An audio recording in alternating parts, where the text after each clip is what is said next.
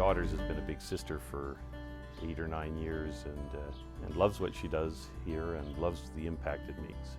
I just think it's so incredible that in a country as rich as we are, and with so much in the way of education and other resources, that we still have kids that are falling behind.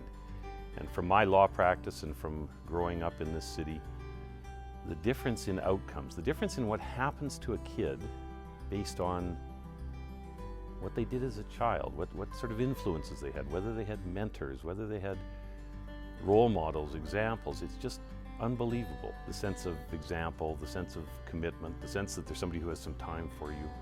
We as Canadians have a duty to give back. I think that planned giving is a really important question. When I say planned giving, I'm not talking, I mean, obviously BIGS needs money every year to run its programs and so on, but the committee that I'm heading up for BIGS is all about endowment giving. It's about creating a fund that will be there not just this year, but next year and the year after and forever. My goal is to try and provide a way of some, let's say, security, some way of saying, gee, we don't have to cut 5 programs because the government changed, or we don't have to skimp on things in the future. Planned giving, endowment giving, those are ways that people can, through their will or through insurance or through just outright gifts, make a difference long term. And I'm particularly happy with this. I used to do a lot of wills when I was a lawyer, and one of the things I find is that a number of people who don't have much in the way of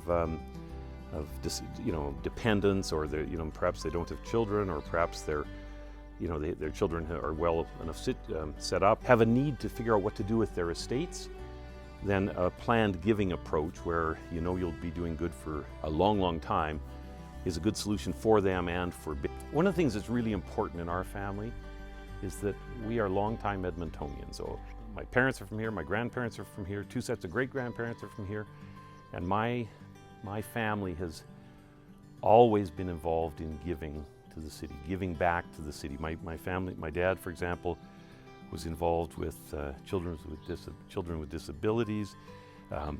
My great-grandfather was founder of a number of different organizations in the city. My great-grandmother was one of the top 100 Edmontonians of the century. She founded the Humane Societies. Part of this is because I see the need.